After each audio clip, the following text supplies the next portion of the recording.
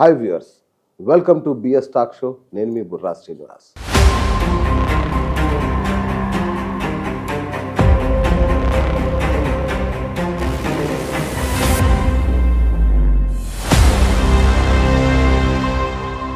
దేశంలోనే విలక్షణమైన నియోజకవర్గం మంత్రి నియోజకవర్గం. ప్రస్తుతం ఉమ్మడి కరీంనగర్ జిల్లాలోనే కాదు, రాష్ట్ర వ్యాప్తంగా సంచలనం సృష్టిస్తున్న నియోజకవర్గం కూడా మంత్రి నియోజకవర్గమే. ఇక్కడ 2 దశాబ్దాలుగా ఇద్దరి మధ్య హోరాహోరీ పోరు నడుస్తోంది. అది మరోసారి క్లైమాక్స్కి చేరుకుంది. మరి ప్రస్తుతం ఎట్లా ఉంది రాజకీయ పరిస్థితిని తెలుసుకునేందుకు మనం బీఆర్ఎస్ అభ్యర్థి పుట్టా మధు గారి దగ్గరికి, అలాగే తన జడ్పీ చైర్మన్ కూడా తన దగ్గర ఉన్నాం. తన అడిగి తెలుసుకుందాం. సార్ నమస్తే. నమస్కారం. సో చేరికలు కూడా మంచి జోరుగా జరుగుతున్నట్టున్నాయి. ప్రజల చేరికలు ఎక్కువగా ఉన్నాయి. అచ్చా, ఓకే. ఇక్కడ చాలా విచిత్రమైనటువంటి ఓకే వ్యవహారం జరుగుతూ ఉంది. ఓకే కాంగ్రెస్ పార్టీ నాయకులను కొనుగోలు చేస్తుంది, ఓకే ప్రజలు మా వైపు వస్తూ ఉన్నారు. ఓకే సో కనుక నాయకులు కొంతమంది పోయినంత మాత్రాన్ని ఏమి కాదని ఓకే కొంతమంది నాయకులను కొనుగోలు చేసి భయపెట్టించే ప్రయత్నం చేసింది కాంగ్రెస్ పార్టీ. ఓకే మా నాయకులు అప్రమత్తమైనరు, కార్యకర్తలు అప్రమత్తమైనరు, ఓకే ప్రజలంతా కూడా ఆలోచిస్తూ ఉన్నారు. అంటే మీకెందుకు ఓటేయాలి ఈసారి? సూటి ప్రశ్న. మాకెందుకు ఓటేయాలనడానికి 100 కారణాలు ఉన్నాయి. ఓకే అసలు కాంగ్రెస్ పార్టీకి ఎందుకు ఓటేయాలని అడగాలి మీరు. ఓకే కాంగ్రెస్ పార్టీ ఎందుకు ఓటేయాలి? 55 సంవత్సరాలు ఈ నియోజకవర్గంలో అయితే నేను అనుకుంటా 60 సంవత్సరాలు 60 సంవత్సరాల పైచిలకు పరిపాలించింది. ఈ దేశాన్ని 55 సంవత్సరాలు పరిపాలించింది. ఓకే ఏమీ చేయలేదంటే ఆశ్చర్యం కలుగుతుంది చాలామంది. ఏం చేయకుంటుంటారా అని అంటారు. అంటే జరగాల్సినవి కనీసం జరిగినాయి. ఓకే ప్రత్యేక చొరవ చూపించేది అది కాంగ్రెస్ పార్టీ. ఇవాళ ఉన్న ఎమ్మెల్యే అభ్యర్థి అటువంటి కుటుంబమా, వాళ్ళు ప్రత్యేకంగా చేసింది ఏం లేదు. కనుక నాడు నేడు అని పరిశీలిస్తే మంత్రిని సూక్ష్మంగా కనబడుతుంది ఓకే అన్ని విషయాలలో. కనుక ఒక్కటే నేను చెప్పలేను, 100 విషయాలు ఉన్నాయి ఓకే మాకు ఓటేయడానికి గల కారణాలు. ఓకే అంటే ఈ 5 ఏళ్లలో ఎమ్మెల్యే పనితీరు గురించి చెప్పంటే ఏం చెప్తారు? ప్రజాస్వామ్యాన్ని కూలి చేసిండని చెప్తారు. ఓకే ఓటు వేసిన ప్రజలను అవమానపరిచిండని చెప్తారు. ఓకే ఎందుకంటే ప్రభుత్వంలో ఉంటే ఏం చేయాలనేది ప్రజాస్వామ్యంలో ఉన్నది, ప్రతిపక్షంలో ఉంటే ఏం చేయాలనేది ప్రజాస్వామ్యంలో ఉన్నది. ఓకే సో ప్రతిపక్షంలో ఉన్న వాళ్ళు ప్రభుత్వాల దృష్టికి ప్రజల సమస్యలను తీసుకెళ్ళి ప్రభుత్వానికి కళ్ళు తెరిపించాలనేది మనం ప్రజాస్వామ్యంలో చెప్పుకుంటున్నాం. ఓకే అటువంటి 1% కూడా పనిచేయనటువంటి అభ్యర్థి వాళ్ళ కాంగ్రెస్ పార్టీ అభ్యర్థి, ఓకే ఎమ్మెల్యేగా ఉన్నటువంటి వ్యక్తి. ఓకే కనుక ఇంకా ఆయన గురించి 100 విషయాలు చెప్పడానికన్నా ఇవి 2 చెప్తే సరిపోతుందని నేను అనుకుంటున్నాను. ఓకే అంటే మీరు ఇప్పటివరకు మీరు జడ్పీ చైర్మన్గా ఉన్నారు. ఈ కాలంలో ఈ నియోజకవర్గానికి మీ వైపు నుంచి చేసిన చొరవ ఏంటి అభివృద్ధి విషయంలో? జడ్పీ చైర్మన్గా ఏవైతే మేము ఆగిపోయిన పనులు ఉన్నాయో 95% పూర్తి చేయగలిగినాం. ఓకే మాకు అవకాశం వస్తే డిఎంఎఫ్టి నిధుల ద్వారా, సిఎస్ఆర్ నిధుల ద్వారా ఈ కార్యక్రమాలు చేసినాం. ప్రభుత్వం నుంచి వచ్చే పథకాలు ఏవి కూడా ఆగకుండా ప్రయత్నం చేసినాం. ఓకే దళిత బంధు లాంటి పథకం కావచ్చు, ఇవన్నీ కూడా ఏవి కూడా ఆగకుండా ప్రభుత్వం లేదనే నెపంతో ప్రతిపక్ష ఎమ్మెల్యే అదే పనిగా పెట్టుకున్నాడు. కనుక ఓకే ప్రభుత్వంలో ఉండి ప్రజలకు చెందాల్సినటువంటి ప్రతి పథకాన్ని తీసుకొచ్చి ఇచ్చినాం. అనేక రోడ్లు కంప్లీట్ చేసినాం, భవనాలు కంప్లీట్ చేసినాం, స్కూల్ బిల్డింగ్స్ కంప్లీట్ చేసినాం, ఓకే హాస్పిటల్ కంప్లీట్ చేసినాం. మంతెని పట్టణంలో మాతా శిశు ఆసుపత్రి, అవును, ఆ రోజు నేను ఎమ్మెల్యేగా ఉన్నప్పుడు తీసుకొచ్చినటువంటి మాతా శిశు ఆసుపత్రి ఇవాళ దాన్ని పూర్తి చేసి ప్రజలకు, ఆడబిడ్డలకు అందుబాటులోకి తీసుకొస్తే 1,00,000 రూపాయలు ఒక కాన్ పెన్గా మిగులుతూ ఉంది ఒక కుటుంబానికి. సో ఇంత అద్భుతమైనటువంటి కార్యక్రమాలు చేసినాం. రైట్. అంటే డిఎంఎఫ్ నిధులు సరిగ్గా పక్కకు తరలిపోతున్నాయని, అట్లాగే రైతు బంధు కానీ ఇట్లాంటి రావట్లేదు ఇక్కడికి అనే ఒక చిన్న ఆరోపణ ఉంది. రైతు బంధు వస్తూ ఉన్నది. డిఎంఎఫ్టి నిధులు అంటే అది రాష్ట్రం యూనిట్గా ఓకే కొన్ని నిబంధనలను రాష్ట్ర ప్రభుత్వం తయారు చేసుకొని రాష్ట్ర ప్రభుత్వంగా వాడుతూ ఉన్నది. కనుక దాంట్లో కొంత నిధులు మాకు తక్కువ వస్తూ ఉన్నాయి. ఓకే దాని మీద ఎమ్మెల్యేగా ఉంటే దాని మీద ముఖ్యమంత్రి గారితో కూర్చొని మా వాటా మాకు, రాష్ట్రానికి సంబంధించిన వాటా మాకు అని చెప్పడానికి ఉండాలంటే ఖచ్చితంగా ఎమ్మెల్యే ఉంటే బాగుంటుందని నేను భావిస్తున్నాను. వండర్ఫుల్. Right sir. అయితే ప్రధానంగా మంతని అనగానే ప్రతి ఒక్కరు మాట్లాడేది కాళేశ్వరం గురించి. సో సో తలాపునే కాళేశ్వరం ఇంత పెద్ద ప్రాజెక్టు నుండి కూడా ఒక్క ఎకరాకు నీరు పారట్లేదు ఏంటి అనే ఒక విమర్శ ఉంది కదా. మరి ఇక్కడ ప్రాంతానికి నీళ్ళు ఎలా అందించాలని మీకు ఏమన్నా ప్రణాళిక ఉందా? అంటే కాళేశ్వరం ప్రాజెక్టును అనుసంధానం చేయాల్సిన అవసరం ఉన్నది. ఓకే. ఆలస్యం అయిపోయింది. ఎమ్మెల్యేగా లేకపోవడం వలన గౌరవ ముఖ్యమంత్రి గారి దగ్గరికి పోయే అవకాశం చాలా తక్కువ రావడం వలన ఓకే. కొంత మాత్రం దాంట్లో ఆలస్యం జరిగిందని మనం చెప్పొచ్చు.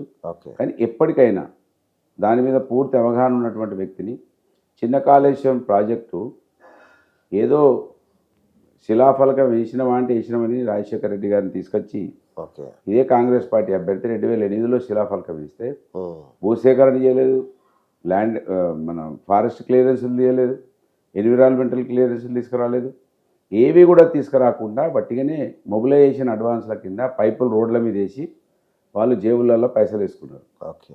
మేము ఆ పైపులన్నా రోడ్ల నుంచి పైనుంచి లోపలేసినాం, మా పంప్ హౌజులు కంప్లీట్ చేసినాం, ఓకే. సబ్ స్టేషన్లు కంప్లీట్ అయి ఉన్నాయి.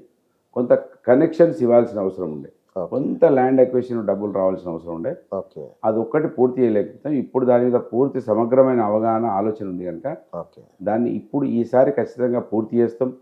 ఇంకా మంత్రి దగ్గర కూడా ఒక లిఫ్ట్ రావాలి, అదని కూడా పూర్తి చేస్తాం. ఈ విధంగా మరి వ్యవసాయానికి మంత్రిని పక్కకే ఉన్నటువంటి మేడిగడ్డ బ్యారేజ్ను అనుసంధానం చేస్తాం. అన్నారం బ్యారేజ్ ముంపు గ్రామాల పరిస్థితి ఏంటి? అన్నారం గ్రామం కావచ్చు, మేడిగడ్డ కావచ్చు, అనేక గ్రామాలు మా దగ్గర గోదావరి ఒకవైపు, మానేరు ఒకవైపు ఉంది. ఓకే. రెండింటి ద్వారా కూడా నష్టపోతూ ఉన్నారు రైతులు. ఎస్. వర్షం వస్తే, నీళ్ళు వస్తే పొలాలన్నీ కూడా ధ్వంసమైపోతూ ఉన్నాయి. అవును. చేళ్ళు కోసుకపోతున్నాయి, అవును. ఇసుక మేటలు పెడుతున్నాయి. అవును. సో దాని ద్వారా చాలా ఇబ్బంది, అసలు వాళ్ళ పంటలే వేయలేని పరిస్థితి ఉంది. వాళ్లకు కరకట్టల నిర్మాణం జరగాలి, ఏదో ఒక పరిష్కారం, శాశ్వత పరిష్కారం చూపించాలి. దానికోసం పోరాటం చేయాల్సిన అవసరం ఉన్నది, దాన్ని పరిష్కరించాల్సిన అవసరం ఉన్నది. ఓకే. అది చేసి తీరుతాం. ఓకే. అంటే కరకట్ట నిర్మాణానికి ప్రతిపాదన ఏమైనా ఉందా? చేపిస్తున్నాం. ఓకే. మేము కూడా సొంతంగా ఒక ప్రతిపాదన తయారు చేస్తున్నాం. ప్రభుత్వ అధికారులకు కూడా చెప్పినాం, ఓకే. వాళ్ళు కూడా తయారు చేస్తున్నారు. రెండింటిని సమిష్టిగా నడిపి ప్రభుత్వం దృష్టికి తీసుకెళ్లి ఆ కరకట్టల నిర్మాణానికి 100% పూర్తి చేస్తాం. Right sir. మీ ప్రత్యర్థి శ్రీధర్ బాబు గారు ఈ ప్రాంతానికి నేను మెడికల్ కాలేజ్ తీసుకొస్తా అని సవాల్ విసురుతున్నారు. అది సాధ్యపడుతుందా? అసలు మొదటగా మనం నవ్వుకోవాలి. ఇంజనీరింగ్ కాలేజ్ ఇక్కడికి వస్తే దాన్ని ఇక్కడ ఎస్టాబ్లిష్ చేయనటువంటి వ్యక్తి ఈ వ్యక్తి. ఓకే. ఇక్కడ బీఈడి కాలేజ్ ఉండే, బీఈడి కాలేజ్ వస్తే వీళ్ళ కాంగ్రెస్ పార్టీ నాయకులే వాటి మీద కంప్లైంట్ చేస్తే ఆ బీఈడి కాలేజ్ ఇక్కడ నుంచి వెళ్ళిపోయింది. ఓకే. ఆ జేఎన్టీయూ కూడా తెలంగాణ ఉద్యమం పేరు మీద జేఎన్టీయూ కాలేజ్ వచ్చింది. ఓకే. జేఎన్టీయూ కాలేజ్ రావడానికి కారణం తెలంగాణ ఉద్యమం. అదిని కూడా ఎలక్షన్లు ఉన్నాయని తీసుకొచ్చారు. దాన్ని ఒక బిల్డింగ్ కూడా కట్టలేదు, ఒక్క బిల్డింగ్ ఏదో కట్టలేదు. ఆ తర్వాత మొత్తమే దానికి బిల్డింగ్ అవన్నీ కూడా సదుపాయాలు కల్పించి ఆ రోజు వాళ్ళు ఓపెన్ చేసినటువంటి కోర్సులకు కూడా అంటే పర్మిషన్స్ లేకపోతే ఆ పర్మిషన్స్ కూడా మనమే తీసుకొచ్చింది. ఓకే. అవి ఏవి కూడా పట్టించుకున్నటువంటి వాళ్ళు ఉమ్మడి రాష్ట్రంలో మెడికల్ కాలేజీలు ఎన్ని వీళ్ళు కొత్తగా పెట్టారు. ఇవాళ తెలంగాణ రాష్ట్రంలో ఎన్ని మెడికల్ కాలేజీలు అని జిల్లాకు ఒకటి అయింది, నియోజకవర్గానికి ఒకటి వస్తుందా? ఆ పరిస్థితులు ఉన్నాయా? అంత డబ్బు వెచ్చించగలుగుతామా? అది చేయగలుగుతామా? అంటే ఎన్నికల కోసం ఏదైనా మాట్లాడతారు వీళ్ళు. ఎన్నికలు వస్తే వీళ్ళకు ప్రజలు గుర్తొస్తారు, ఎన్నికలు వస్తే ప్రజలు సమస్యలు అప్పుడు తెలుసుకుంటూ ఉంటారు అనేదానికి ఇది నిదర్శనంగా మెడికల్ కాలేజ్ అనేది. ఆ ప్రశ్న కూడా మనం వేసుకోవడం అనేది మనకే సిగ్గుగా భావించాలి. అవునా? మీరు వేయడము, నేను మాట్లాడము, అది మనం సిగ్గుపడాలి. హాస్యాస్పదం. ప్రత్యేకంగా ఆయన మరి కాంగ్రెస్లో కీలక స్థానంలో ఉండే పట్టుకొస్తాడేమో అని. ఆయన కాంగ్రెస్లో కీలక స్థానం కాదు, ఒక విచిత్రమైనటువంటి పరిస్థితులు ఇక్కడ వాళ్ళు చెప్తా ఉన్నారు. ఓకే. బీఆర్ఎస్ ప్రభుత్వం వచ్చినా కూడా ఆయనే మంత్రి అవుతాడట.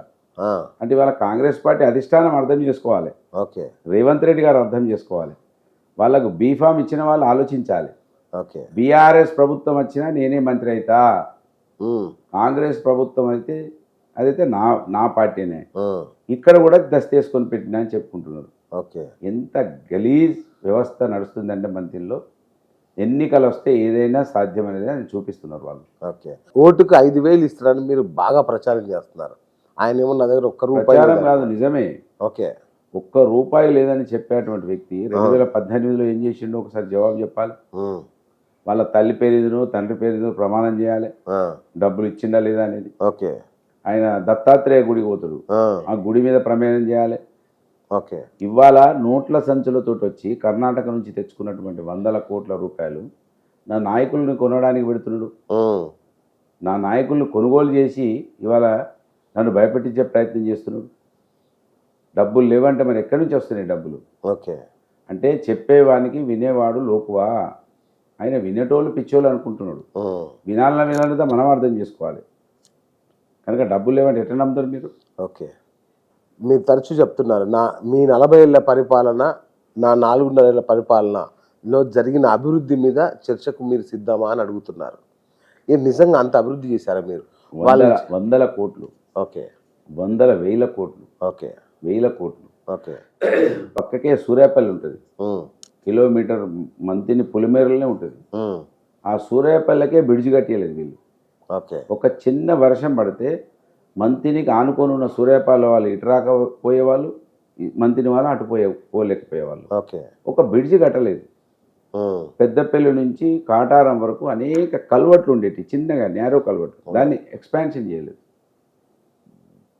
5 మీటర్లలో 3 మీటర్లలో ఉండేవి. ఒక బస్సు వస్తే ఇంకో బస్సు పోకపోవు. ఓకే. దాన్ని చేయలేదు. ఈ రెండు సరిపోతాయి మీకు. ఓకే.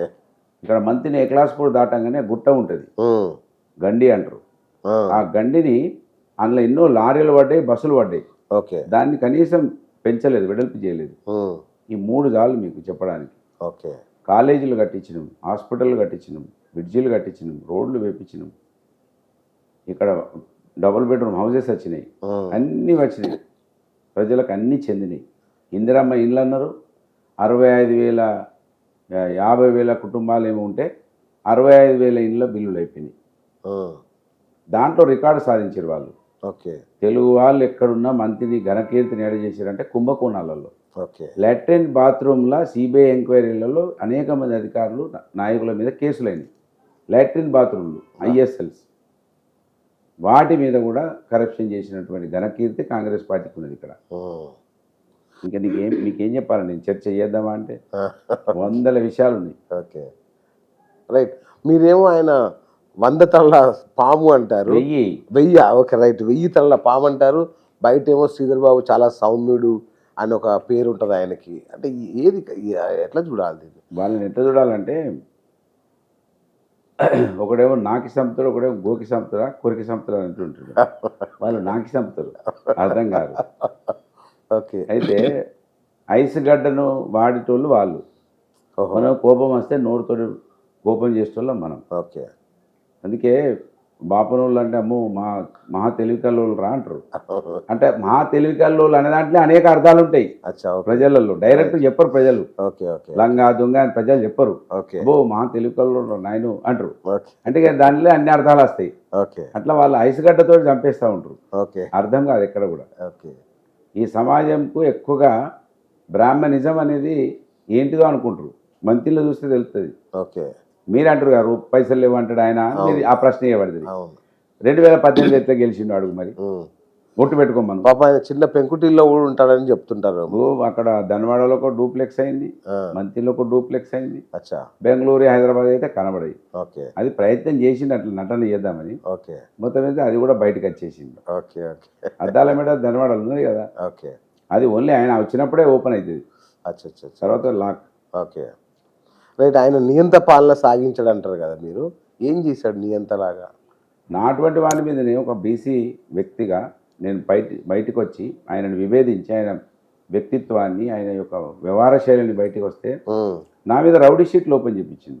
నేను ఒక మర్డర్ కేసులో లేను, రేప్ కేసులో లేను, దేశద్రోహం కేసులో లేను.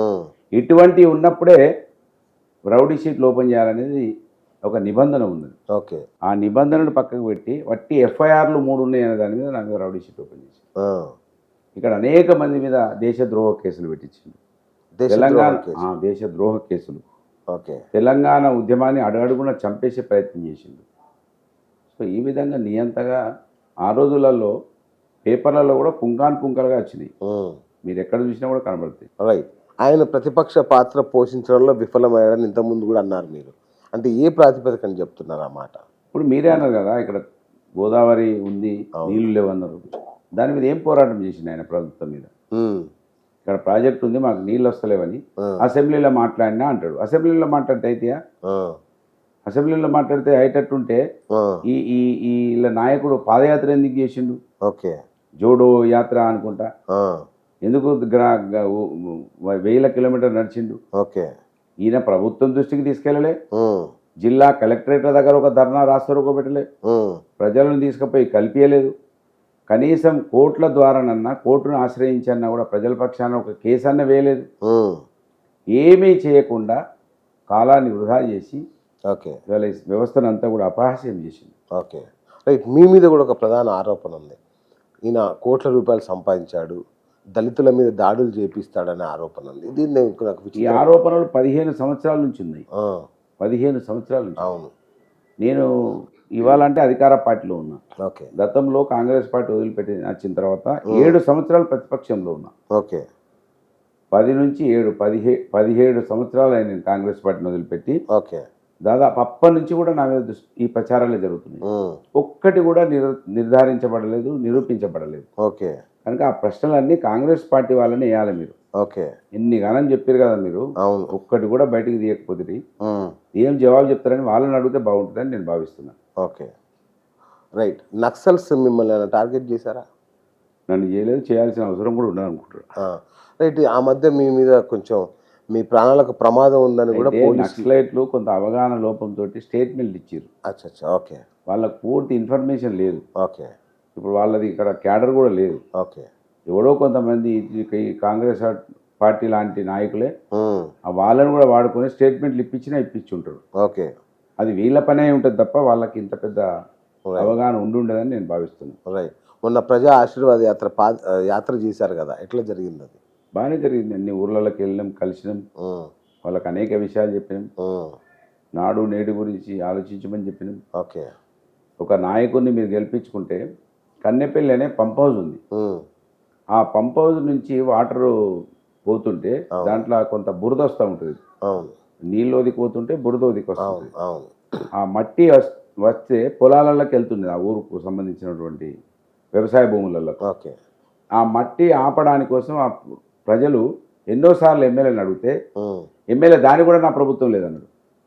కనీసం అక్కడ పోయి కూర్చొని ఆ పంప్ హౌస్కు సంబంధించినటువంటి మెయింటెనెన్స్కు కాంట్రాక్టర్ ఉంటారు. ఉమ్, ఏమైనా తమాషా చేస్తురా, వీళ్ళ పొలాలకు ఇబ్బంది అవుతుంది, ఓకే. వాళ్ళ పంటలు నష్టపోతున్నాయి అని నేను ఒక 5 నిమిషాలు వాళ్ళ దగ్గర పోతే పని కాకపోయినా వాళ్ళది. ఉమ్, లేదా ఒక కలెక్టర్ దగ్గర కూర్చొని వాళ్ళ సమస్యను పరిష్కరించలేడా? ఆ, దానికి కూడా ప్రభుత్వమే కావాలా? ఆ, ఈ విధంగా ఈ ప్రజా ఆశీర్వాద యాత్ర ద్వారా రైట్. ఇవన్నీ కూడా ప్రజలకు చెప్పడం జరిగింది. రైట్. కాంగ్రెస్ ఏమో 6 గ్యారెంటీలు అంటుంది, మీరేమో 12 భరోసాలు అంటున్నారు. అసలు ఏది నమ్మాలి జనం? 12 భరోసానే నమ్మాలి. ఓకే. ఎందుకంటే ఇప్పటి వరకు 1248 చేసింది కనుక బీఆర్ఎస్ పార్టీ. ఉమ్, చెప్పనటువంటి కళ్యాణ లక్ష్మి చేసింది, ఓకే. చెప్పనటువంటి సన్న బియ్యం చేసింది, ఓకే. చెప్పనటువంటి ఇంటింటికి నీళ్లు చేసింది. ఉమ్, ఇవన్నీ చేసిన పార్టీ ఇవాళ చేస్తుంది అనే ఒక విశ్వాసంతో ఎక్కడి నుంచి నిధులు వస్తాయి, ఎట్లా ఖర్చు చేస్తామని ముఖ్యమంత్రి గారు సవివరంగా చెప్పారు కనుక ఓకే. దాని ద్వారా ఈ కేసీఆర్ గారి పథకాలని నమ్మాలని నేను అనుకుంటున్నాను. ఓకే. రైట్. అంటే ఇప్పుడు ఇక్కడ బీజేపీ మీకు ఎలాంటి పోటీని ఇస్తుంది? ఈసారి కూడా ద్విముఖ పోటీ పోటీలో త్రిముఖ పోటీయా? బీజేపీ పోటీలో ఉండే అవకాశం కనబడతలేదు, ఆ, ఉండదని నేను అనుకుంటున్నాను. రైట్. మీ అలయన్సా బీజేపీ అని చూస్తుంటే మీరు కలిసిపోయినట్టుగా అనిపిస్తుంది. అది మీరనే మాటలే ఆ, ప్రతిపక్షాలు అనడం, దాన్ని మీరు ప్రశ్న చేయడం, దాని మీద చర్చ పెట్టడం. వీళ్ళ మీ ప్రశ్నలు 90% ప్రతిపక్ష పోడు అనేటివే ఉంటాయి. అంటే వాటికి వివరణ తీసుకోవడమే కదా మా పని. ఇప్పుడు ప్రతిపక్షాల వివరణ కొన్ని చెప్పడం కూడా బాధ అనిపిస్తూ ఉంటుంది. అవును. ఇప్పుడు బీఆర్ఎస్ బీజేపీ ఒకటే కదా అంటే ఆ, ఏ లెక్కతోటి అంటుంటారు అసలు? ఓకే. ఏ ఆధారంతో అంటుంటారు? అంటే మీరు ఏం విమర్శించట్లేదు బీజేపీని అసలు? ఎవరు మీ సారు విమర్శిస్తారు, మీరు విమర్శించడంటే ఆ రేవంత్ రెడ్డి లాగా వాళ్ళలాగా మా వాళ్ళు తిట్టలేరు కదా. ఓకే. విమర్శకు ఒక అద్దుపద్దు ఉంటుంది అనేది చూపిస్తుంది పార్టీ. రైట్. కాంగ్రెస్ గాలి వీస్తోంది, హవా నడుస్తోంది. మా అది ప్రమాణ స్వీకారానికి అన్ని సర్వేలు చెప్తున్నాయి కదా, గాలి వీసుడు సర్వేలు అన్నీ చెప్తున్నాయి కదా. ఎవరు హవా వీస్తుంది? ఏ సర్వే చెప్పింది? ఒక్క సర్వే కూడా చెప్పలేదు ఇప్పటి వరకు. అన్ని సర్వేలు బీఆర్ఎస్కు 70+ అనే చెప్తున్నాయి. ఓకే. రైట్. ఈసారి మీరు గెలిస్తే ఏం చేయబోతున్నారు మంత్రి నియోజకవర్గానికి? మంత్రి నియోజకవర్గ రేఖలు మార్చేస్తాం. ఓకే. ఇంకా అంటే ఇప్పటికే చాలా చేసినాము. ఆ. ఇంకా కూడా పూర్తిగా ఆగిపోయినటువంటి చిన్న Kaleshwaram project, Potharam lift irrigation, okay. ఇదంతా కూడా టూరిజంగా డెవలప్ చేయాలి. ఓకే. గోదావరి ఉన్న ప్రాంతం అంతా కూడా టూరిజం డెవలప్ కావాలి, ఆలయాలు డెవలప్ కావాలి. ఓకే. ఇక్కడ నిరుద్యోగ సమస్య నిర్మూలన జరగాలంటే ఇదంతా టూరిజం కావాలి. ఓకే. రామగిరి కిలా ఉంది, ఆ రామగిరి కిలాను కూడా అభివృద్ధి చేయాలి. దాని ద్వారా కూడా అభివృద్ధి చేయాల్సిన అవసరం ఉంది. ఓకే. యువత కోసం ఏం చేస్తారు? యువత కోసం ఏం చేయబోతున్నారు? ఏమైనా ప్రణాళికలు ఉన్నాయా యువతకి? ఇది ఎక్కువగా ఇక్కడ సింగరేణి ఉంది, ప్రాజెక్ట్ ఉంది. ఎస్. ఇక్కడ కూడా తాడిచెరలో కూడా మైనింగ్ ఉంది. ఇక్కడ మైనింగ్ ఉంది. ఇదంతా కూడా గోదావరి, అడవి, ఆలయాలు ఉన్నాయి. వీటన్నిటిని కలిపి నిరుద్యోగ యువత సమస్యకు పరిష్కారం ఇవే అని నేను భావిస్తున్నా. దీని ద్వారానే యువత యొక్క భవిష్యత్తు మారుస్తుందని నేను భావిస్తున్నా. ఓకే. సో మహిళల కోసం ఏమైనా ప్రత్యేక ప్రణాళికలు? మహిళల కోసం ఇప్పుడు మంత్రి లాంటి పట్టణంలో ఉపాధి హామీ పోయింది. ఆ ఉపాధి హామీ నుంచి మహిళలకు మరి ఏదో ఒక రకంగా మళ్ళీ దొరకాలి ఉపాధి అంటే దానికి ప్రత్యామ్నాయం ఇప్పటికే కొన్ని చేసినా కానీ అవి పూర్తిగా చేయలేకపోయినాం. ఓకే. వాటిని కూడా పూర్తి చేస్తాము. ఓకే. దాని ద్వారా కూడా వాళ్ళకు ఉపాధి ఇంకా పెంచే ప్రయత్నం చేస్తాం. రైట్. మంత్రిపట్నం అనగానే విగ్రహాలు గుర్తొస్తాయి. ఎక్కడ చూసినా విగ్రహాల నగరం లాగా ఉంటుంది. ఏంటి దాని ద్వారా ఏం చెప్పదలుచుకున్నారు మీరు? ఇక్కడ ఒకటే కుటుంబం తన తండ్రినే మొక్కుమన్నారు. ఓకే. అసలు చరిత్ర వందల సంవత్సరాల కిందే మన చదువుల గురించి ఆలోచించినటువంటి మహాత్మా జ్యోతిరావు పూలే, సావిత్రిబాయి పూలేల గురించి చెప్పలేదు. ఓకే. సర్దార్ సర్వాయి పాపన్న గౌడ్ ఓకే. 1300-1400 సంవత్సరాల క్రితమే ఆ రోజే గోల్కొండ కిలాను శాసించినటువంటి మహనీయుడు. ఓకే. ఆయన మన రేపు పొద్దున మన భవిష్యత్తు కోసం అంటే ఆయనను స్ఫూర్తిగా తీసుకోవాలి. బాబాసాహెబ్ అంబేద్కర్ గారు మనకు ఓటును తీసుకొచ్చి ఇచ్చిండు. ఆయన గురించి ఆలోచించాలి. తెలంగాణ ఉద్యమమే దొడ్డి కొమరయ్య చాకల ఐలమ్మ మీద, దొడ్డి కొమరం భీం మీద నడిచింది. వాళ్ళ చరిత్రను తెలుసుకోవాలి. వాళ్ళని తెలుసుకోకపోవడం వలనే ఒక కుటుంబం యొక్క అవినీతిమైనటువంటి చరిత్రను తెలుసుకున్నాం కనుకనే ఇప్పటి వరకు కూడా మన దగ్గర రాజకీయ చైతన్యం వస్తలేదు కనుక అసలైన దేవుళ్ళు వీళ్ళు అని ఈ సమాజంకు చెప్పడంలో భాగంగా ఆ విగ్రహాలన్నీ కూడా వచ్చినాయి. ఓకే. రైట్. ఫైనల్ క్వశ్చన్ కంటే ముందు ఒకటి, అంటే చాలామంది తెలిసిందే ఈ ప్రశ్న, మళ్ళీ ఒకసారి అడుగుతున్నాం మా ప్రేక్షకుల కోసం. అంటే మీరు శ్రీధర్ బాబు శిష్యుడని, మీ మధ్య గొడవలు వచ్చి ఇలా విడిపోయారని అంటుంటారు కదా, నిజమేనా ఇదంతా?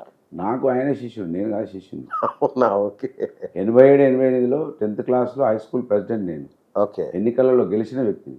ఓకే. ఆయన అప్పుడు ఇంకా చదువుకుంటుండే కావచ్చు. ఓకే. ఆయన 99లో వచ్చింది. నేను 88లో రాజకీయాలలో. ఓకే. ఎవరు గురు? వాళ్ళ నాయనతోటి కలిసి పనిచేసిన నేను. ఓకే. ఓకే. నేను ఎలక్టెడ్ ప్రెసిడెంట్ అయిన తర్వాత 95లో నా భార్య ఎంపీటీసీ అయిన తర్వాత, ఓకే, 2000 సంవత్సరంలో నేను నీటి సంఘానికి అధ్యక్షుని అయిన తర్వాత ఆయనకు అప్పుడు వచ్చింది. ఓకే. సో ఆయనకు నాకు మరి ఎందుకు ఇది ఎందుకు వచ్చింది? ఆయన శిష్యుడు, ఆయన వాళ్ళది పెద్ద ఏమంటారు కులం, నాది చిన్న కులం. ఓ. ఆయన ఎమ్మెల్యే కొడుకు, నేను రైతు కొడుకును. ఓకే. అంతే, ఏం లేదు అన్న. ఓకే. మంత్రిలో సీనియర్ కాంగ్రెస్ వాళ్ళని ఎవరైనా చెప్తారు. ఓకే. ఎవరి గురువు. Okay. Okay. Right. Puttalingamma charitable trust ద్వారా ఏం కార్యక్రమాలు నడుస్తున్నాయి? అనేక కార్యక్రమాలు నడుస్తున్నాయి. మధ్యాహ్న భోజనాలు నడుస్తున్నాయి. ఎవరికైనా ఏదైనా అవసరం ఆపదలో ఉంటే వాళ్ళకు సహాయ సహకారాలు నడుస్తున్నాయి. ఓకే. అనేక విషయాలు, హాస్పిటల్లో సేవలు నడుస్తున్నాయి. ఈ విధంగా ఎప్పుడు కూడా సేవలు ఆగుతలేవు, ఒక్కొక్క రూపంలో జరుగుతుంది. 15 ఏళ్ళుగా నడుస్తూనే ఉంది నిర్విరామంగా. దాదాపు 10 ఏళ్ళు అయితే అనుకోవచ్చు. 10. ఓకే. ఓకే. రైట్. ఫైనల్గా మీకు ఎందుకు ఓటేయాలి, లేదంటే మీరు ఓటర్లకు ఏం విజ్ఞప్తి చేస్తారు? నేను ఓటర్లకు విజ్ఞప్తి చేస్తున్నా, స్థానికంగా ఉండి మీ సమస్య నా సమస్యగా భావించి మీకోసమే పరితపిస్తున్నా అనే విషయాన్ని నాకు 4 సంవత్సరాల అవకాశం ఇస్తే మీ కళ్ళ ముందట అనేకం చేసి చూపించిన. అభివృద్ధి జరిగింది ఇక్కడ, సేవ జరిగింది ఇక్కడ. అన్నీ జరిగిన తర్వాత కాంగ్రెస్ పార్టీ మాయ మాటలు నమ్మి మోసపోయినటువంటి ఈ ప్రజలు ఈ 5 సంవత్సరాలలో మిమ్మల్ని మోసం చేసి గెలిచినటువంటి వ్యక్తి కనీసం ప్రజలు ఏదైనా కష్టం చెప్పుకుంటానికి పోదామంటే కనబడలేదు. సహాయం చేయమని అడిగితే నా దగ్గర ఏం లేవని చెప్పిండు. ఏమైనా అభివృద్ధి కావాలంటే నా ప్రభుత్వం లేదని చెప్పిండు. మళ్ళీ ఇవాళ కూడా అవే పరిస్థితులు వస్తే ఇక మనం ఎక్కడికి పోవాలి? ఇప్పటికే 5 సంవత్సరాలు వెనుకకు పోయినాం. కొంత నేను ఇవాళ అధికార పార్టీలో ఉండి జిల్లా పరిషత్ చైర్మన్ ఉన్న కనుక కొన్నెన్న పనులు జరిగినాయి. మళ్ళీ ఇదే విధంగా ఉంటే ఏం జరుగుతుందో ఆలోచన చేసుకొని ఈసారి నిర్ణయం గట్టిగా తీసుకొని నాలాంటివన్నీ మీకు అందుబాటులో ఉండే బిడ్డను మీకోసం మీ భవిష్యత్తు కోసం ఆలోచించేటువంటి మీ కళ్ళ ముందట ఉన్నటువంటి మీ అభ్యర్థిగా మీ ముందుకు వస్తూ ఉన్నాను కనుక నన్ను ఆశీర్వదించమని విజ్ఞప్తి చేస్తూ ఉన్నాను. So wonderful sir. సో మీ గురు శిష్యులు అంటే గురువు ఎవరో శిష్యులు ఎవరో తెలియదు కానీ మీ గురు శిష్యుల పోరాటంలో పోయినసారి ఆయన గెలిచాడు కాబట్టి ఈసారి మీకు అవకాశం రావాలని కోరుకుంటున్నాము. ఆల్ ద బెస్ట్ సార్ మీకు. Thank you sir. Thank you so much. ఇది ఇవాళ బిఎస్ టాక్ షో. నేను మీ బుర్రా శ్రీనివాస్ సైనింగ్ ఆఫ్.